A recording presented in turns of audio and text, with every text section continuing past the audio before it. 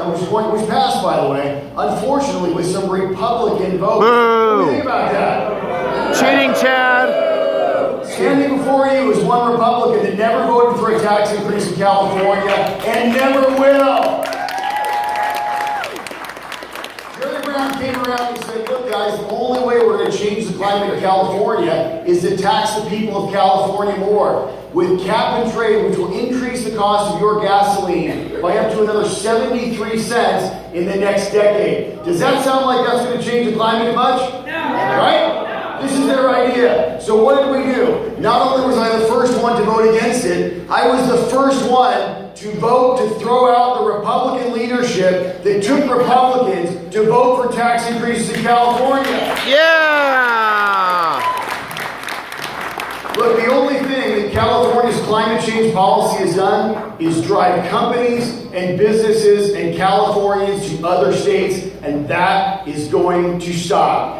Travis Allen is your next governor of the state of California. I am going to hang a bright neon sign over the Capitol, and it's going to say, open for business.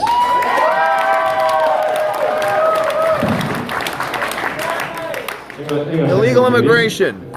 Yes. You guys mentioned the cap and trade tax, and one of our local assembly member, Mark Steindorf, who we unfortunately supported in his previous election efforts, was one of the cap and traders. So was Chad Mays over in District 42. Our group will not support either one again. What would you advise Republican voters in terms of how to deal with the cap and traders? Should they hold their noses and vote for them as maybe better than the Democrat, or should we draw the line and say that's not a question. too far and we cannot support you? 1 minute each. That's not a question. I've been a conservative activist, as I said, a long time. I'm the only candidate up on this stage who was endorsed by the Pro-Life Council. I'm a life member of the NRA, but I'm also a longtime friend of Grover Norquist at the Americans for Tax Reform, and I signed his tax pledge. Grover has a nice story about the rat head in the bottle. Have you ever heard of that? Any Republican who votes for a tax increase is basically like Coca-Cola having a rat head in the bottle. You're never going to buy another Coca-Cola ever again if you find a rat head in the bottle, are you? You need to stand up and you need to say, we're not going to vote for tax increases. We are the party that does not pick at the pockets of our voters. And when I'm governor, that will always be the case. And I will absolutely talk like that in front of any Republican who thinks that they're going to raise taxes. I want you to also know that I put my money where my mouth is. I put a lot of money into the constitutional amendment to repeal the gas tax. It's not a statutory repeal, as Travis did. It's a constitutional repeal, so that tax can never be instituted again. Thank you. Thank you. So since I got elected in 2012, I've helped over 20 candidates across the state, Republicans, get elected in office. I have led a volunteer organization of over 500 people and gone all over the state to make sure that Republicans get elected all over California, because that's the only way we're going to change our state. But we got a problem, right? What happens when we elect a great Republican and they do something that's not so great? What happens when these Republicans go to Sacramento and they want to cut deals with all the special interests, and then we say, wait a second, what's the difference between you and that Democrat? I will tell you this, Republicans must be held accountable for their votes, simply put. But if we're going to throw out a Republican, you better have another Republican right there behind him in line. Because as bad as those votes were, I will tell you the Democrats are against you 99% of the time. So if any of these guys get thrown out, we better have excellent candidates in their place, because we better have more Republicans in South Carolina. Judy, but please find us somebody to run in 80-40 as Mark Steindorf. Please. Judy. Yes. I just turned 70. Oh. And I recently lost my husband. I'm now on a fixed income, and it's going to barely cover my expenses. Now, unelected bureaucrats have decided that they want to add a gas tax on top of cap and trade And we've been saddled with SB 231, which is the ring sewer tax, which is going to affect each parcel in the state of California to the tune of $800 to $1,800 additional tax every year. Now, I can't afford that. I moved to Texas. When I turned 62, my property taxes will be automatically frozen, and I won't have to pay any more until the day I die or sell the house. So, would you support legislation here in California freezing taxes, property taxes, for seniors at 62 years and above? God. We need to ask something Which one difficult. off track? I agree with that, Judy, and I'll go you one more because I have called for a change to Proposition 13 that allows seniors to take that Proposition 13 valuation assessment and move it to a new property. You know, the Democrats have made this state virtually unaffordable for us. And why? Because they've driven up the cost of housing, right? And seniors who have been in their house for a long time aren't selling. So the prices stay high. So what we've got to do is we've got to make it so that they can take that Proposition 13 assessment. But I'm telling you, Gavin Newsom and the cronies in Sacramento, they don't want that. They want the split roll. They want more tax revenues. Yep. And why? Because California doesn't have a taxing problem. It has a spending problem. And I'm like Mike Ditka said about George Hallis, I throw around nickels like manhole covers. And I'm going to make sure that we put this budget on a diet. I'm a CPA, and I'm going to talk to the people of the state about how much money is wasted because of the cronies in Sacramento. But again, you got to have a plan for dealing with the special interest corruption. It's wonderful to tell audiences like you that we're going to get all this stuff done, but we've got to make sure that we get a legislature that will get this done, and we have the leadership in the governor's mansion that's going to put this state back on a footing so that we aren't hitting seniors with huge tax increases. Right.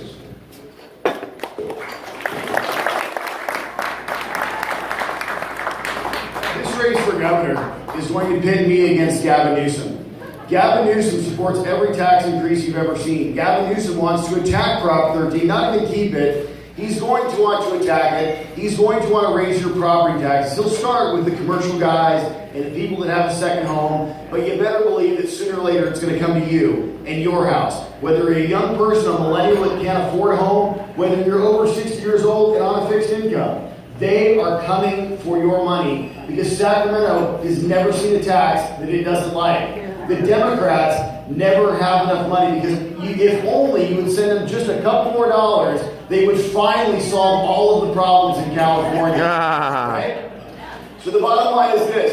We don't need tax cuts just for one group or another group. We need tax cuts for every Californian. Thank you. One of the biggest problems in California today is the high cost of living. The high cost of living is a direct result of all of these taxes and all of these fees. The Democrats just last year wanted to tackle affordable housing. How did they do that? By tacking on yet another fee of $75 on every single real estate transaction that you do for every piece of paperwork that you file. This is their answer to everything. We need tax cuts in California. They must be across the board so every California benefits. Every California needs to have a place that they can live, work, raise their family, and retire in what should be and will be once again the greatest state in the nation.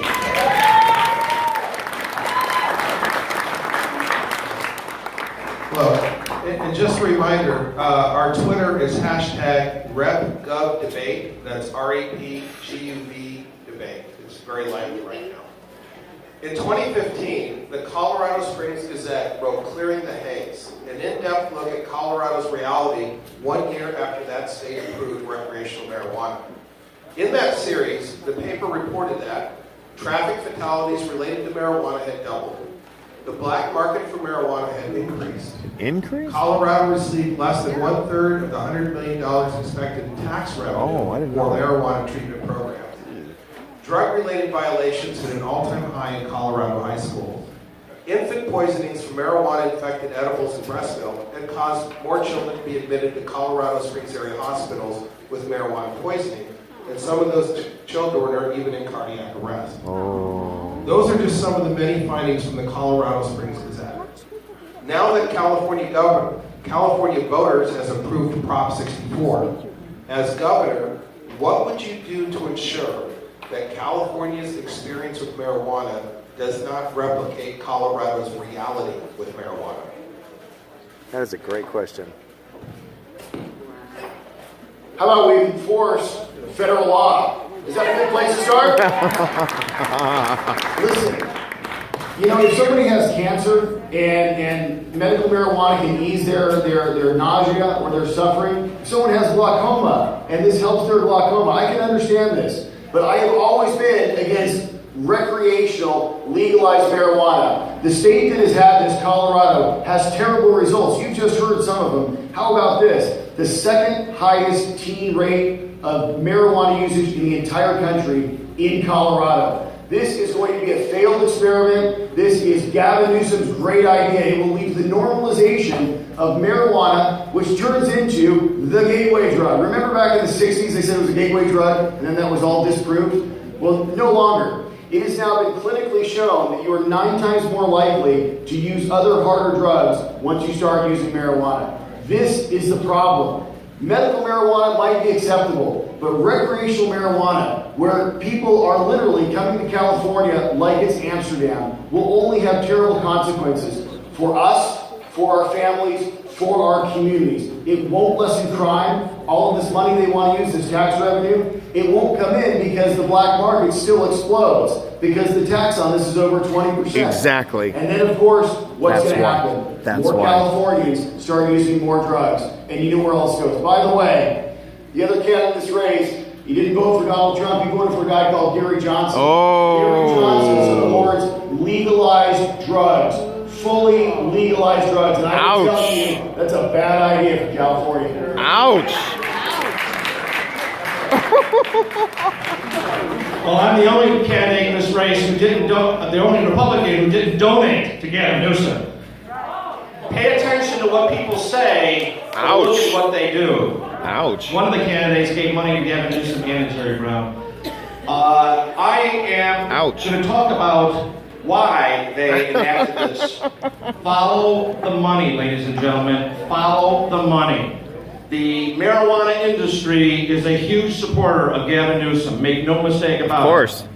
And that's the problem here. And of course, they sold it to the people of the state, claiming that it was all about just decriminalizing minor amounts of usage. Travis is right. That's a gateway drug. It leads to other drugs that you're going to use. But they sold it to the people on false pretenses. And that's the problem here. We've got to have politicians who tell you the truth. Oop.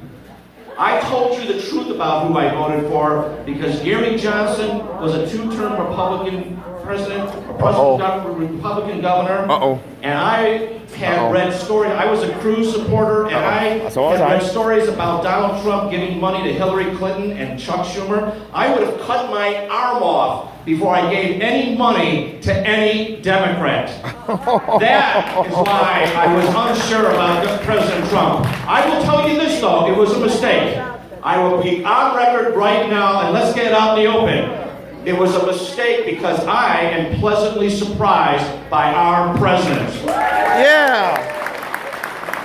Because I believe George W. Bush, when he told me he was a conservative, and he turned out not to be. What is it? And I was not going to get fooled again.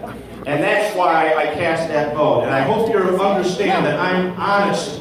Maybe I'm honest to a fault. I could have lied about it, but I didn't. Because I'm always going to tell you the truth. And I would never give money to any Democrat. I only supported Republican candidates. Ouch! Thank you. The claws are coming out finally. Before Don asks Jeff's question, once we finish Don's question and the answers, we're going to take some audience questions. So if you have your question already written out, you can start lining up here, and we'll take some audience questions after Don's questions and the answers. Thank you. As as half the room gets up to get in line. This is my best chance. All right.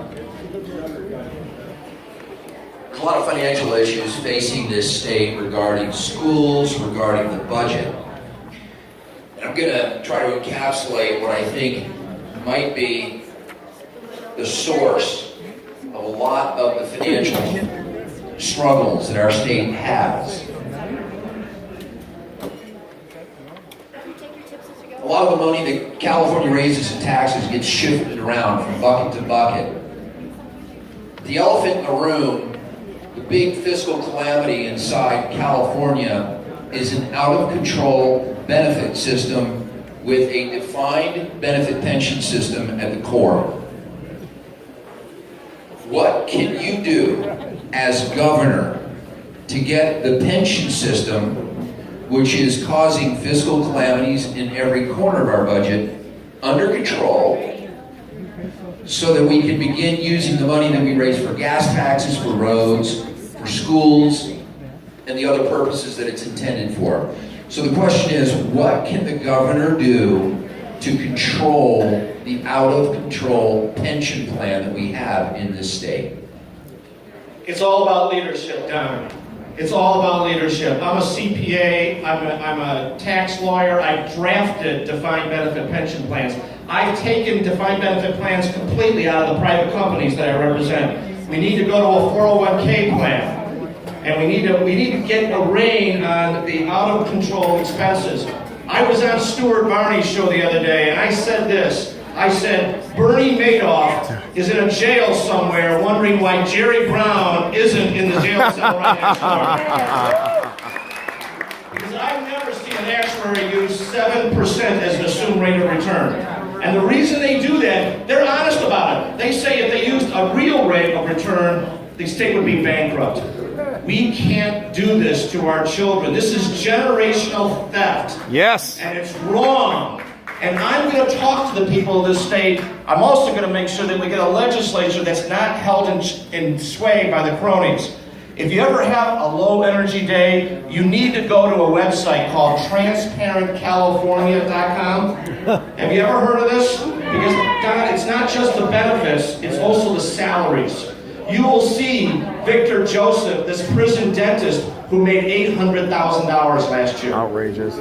You'll see prison psychiatrists making $500,000, dozens of them. Nurses and firefighters, we love them, but they're being mismanaged. They're putting in hundreds of thousands of dollars worth of overtime. What we need is what 19 states have right now around the country. You know what they have? They have an experienced businessman as the governor. 19 states, including states like Maryland, Massachusetts, and Michigan. I know you all love what is set up here, but you got to understand you need to have a business person who has experience building, who has experience setting goals and meeting them and holding people accountable. That's what I will do as your governor. Thank you.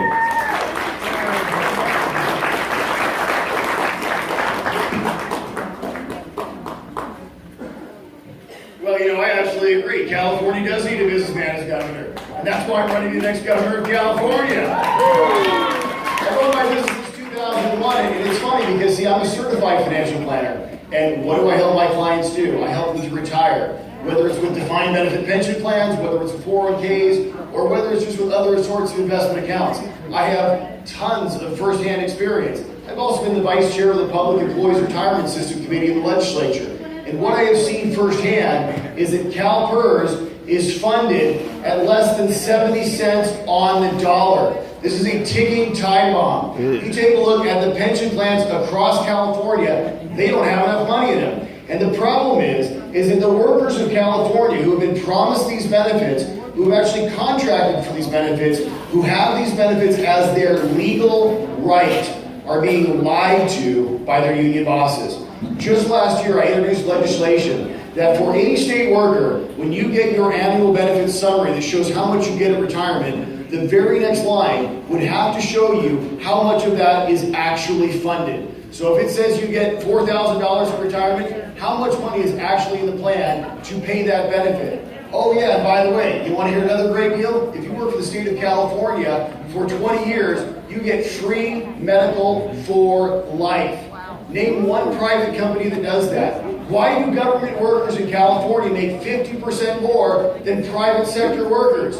The old social contract was work for the government, get a safe job and good benefits, but you get paid a bit less. Now that's been turned on its head and it is absolutely backward. It starts with telling the truth to the people of California. It starts with telling the truth to the workers of California. There are tons of great people that work for our state, but we all know there is a ton of waste, and that waste must be cut out. We must get serious about this.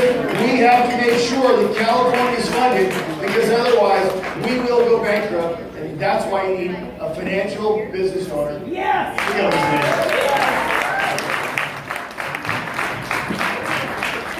This is important, so I'm going to ask a follow-up here. We all agree, we all recognize the pension problem. More than $1 trillion of unfunded liabilities, tax increases are really pension increases. And 60% of the increase in education has happened in this last 6 years.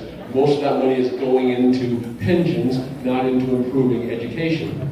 What neither of you have suggested is any way to change the dynamics of the negotiation between the government employee unions, which have the ability in many cases to get the employer, the mayor, the county supervisor, the state legislators fired if they don't agree to their demands. Back in the private sector, if the union could go get the company president fired if he didn't agree to their demands, we'd have the same type of situation. Do either of you have a plan, an idea of how to change the dynamics of the government employee union versus the government negotiations? And I'll throw in my idea is an initiative that would require voter approval of government employee union contracts. Well, as you know, Greg, I put 100,000 hours into Proposition 32, and I went around giving speeches. I endorsed the concept of lessening the power of the unions, but you know what? They are very good, and they have tons of money at defeating initiatives like that. But it's actually not enough just to go after the pensions. We have to go after the regulations. We have to go after the outrageous salaries. We have to go after the waste and the inefficiency in the schools. You know, ladies and gentlemen, our children are the most important resource we have. Right now, our schools are held in sway by the teachers' unions. Why do we have tenure? I don't have tenure. We need to have school choice for every one of our parents. But we will not have it as long as we have this state legislature. As you know, we filed 800,000 signatures for the neighborhood legislature. You need to look at this because we need to have a way of getting the corrupt and the cronies out of power, or all this other discussion is just hot air. Remember John F. Kennedy, right? What was John F. Kennedy's big contribution to the United States? How about unionization of government workers? What was Jerry Brown Moonbeam's contribution to the state of California when he was governor the first time around? Unionization of California government workers. This is why we are in this mess today. We have a brand new person in the Supreme Court. His name is Neil Gorsuch. And you better believe he's not going to die in his sleep. Think about that for a second. Right. Let me tell you. Why? We just did a forum a couple weeks ago for the California School Business Association. And in the room were all of these people elected to school boards. My mom was actually a president of our local school district down in Chula Vista. You would think that these people would believe in fiscal, accountability and responsibility. They'd be looking out for, the good guys in the room. They would want to make sure that their balance sheet were in line so they could educate their children. But instead, the room was packed by people that were put in place by the unions, because the unions are controlling their own dollars.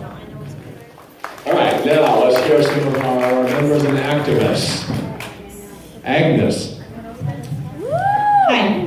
My only son was murdered by a previously deported illegal alien. Thank you, Agnes. And you already covered what you're going to do to take back California and stop this insanity, this mess called Sanctuary State. What are you going to do to fight the likes of Kevin De Leon, who only fights for illegal aliens, and and what are you going to do to give law enforcement the power and respect they deserve so they can do their job to ask for ID, arrest illegal aliens, and turn them over to ICE so we can have California great again. I want to tell you, Agnes is a phenomenal individual. Agnes came up to Sacramento with me just last year on my bill to defund sanctuary cities. Agnes has been through amazing personal tragedy. She is a wonderful person. I want everyone to come up at the end of this and shake her hand, take a picture with her.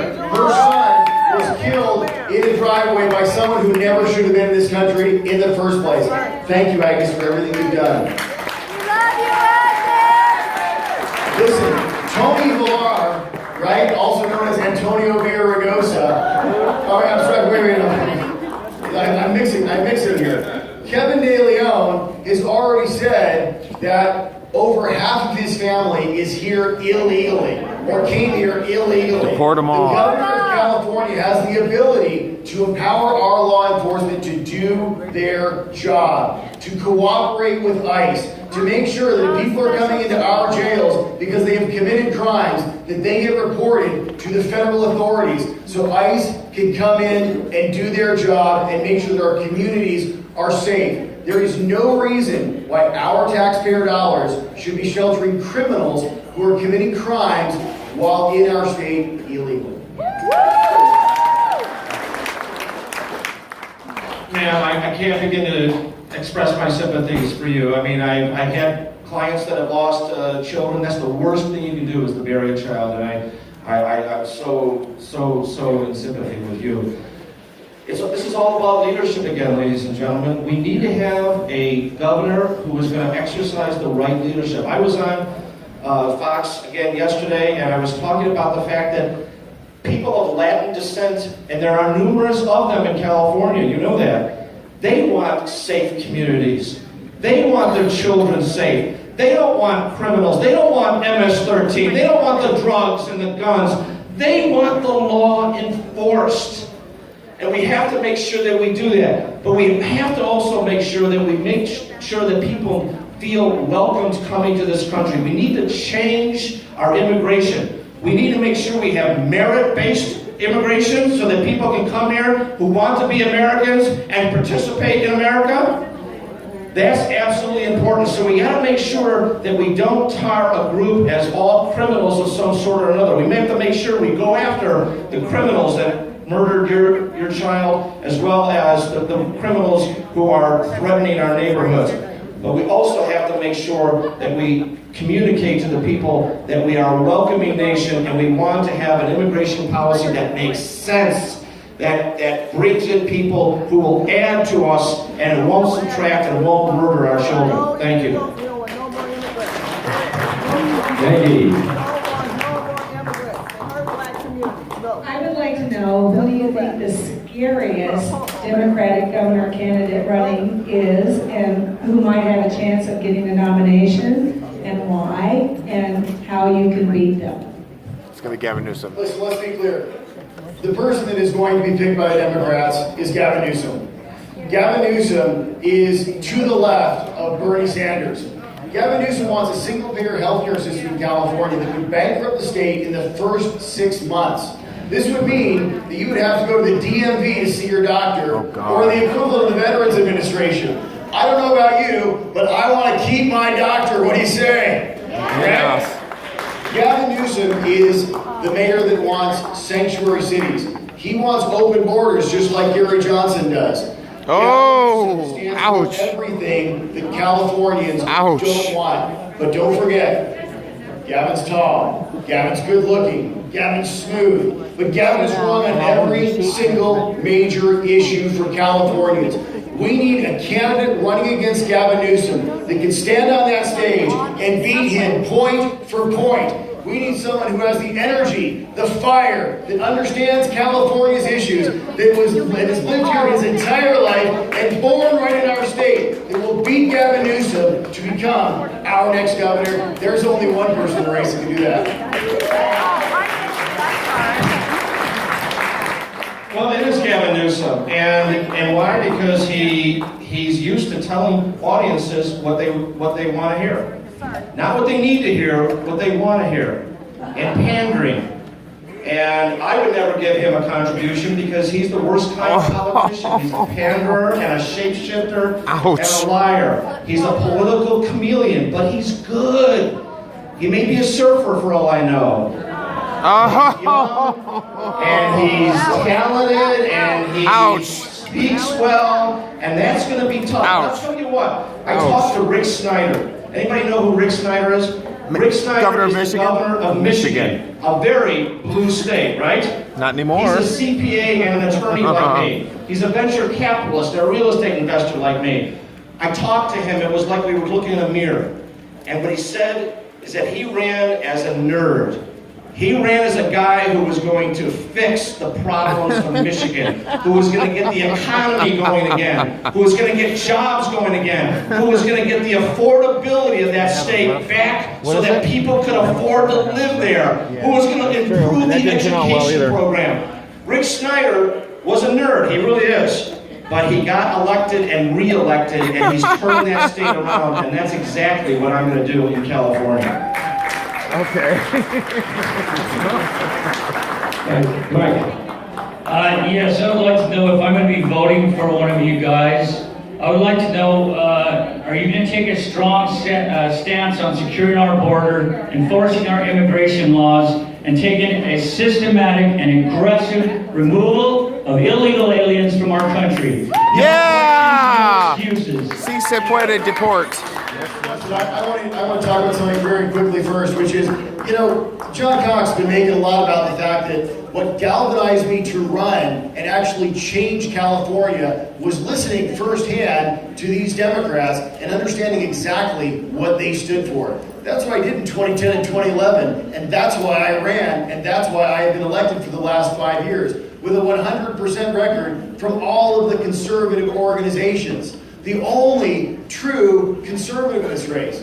In 2016, John just contributed something called the Mayday PAC, which is run by one of George Soros' buddies. And as a matter of fact, they only spent $2,250 of the $5,000 that he gave him supporting Republicans. So John, where did the rest of their money go?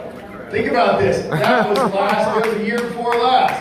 Now, the bottom line, California will enforce federal immigration law. We will empower our law enforcement to work directly with ICE to make sure that people who are not here in our state committing crimes get a one-way ticket out, and they won't be coming back. Unlike John Cox, I supported and voted for our Republican nominee for President, Donald Trump, who is going to secure our borders. Yes. Gary Johnson stands for open borders. You know, you have, for all these people who want to say, oh, Travis Allen made these contributions before he was elected, right? For all those people, look at the thousands of votes that I have cast. There you go. All of them conservative, every single one. The only vote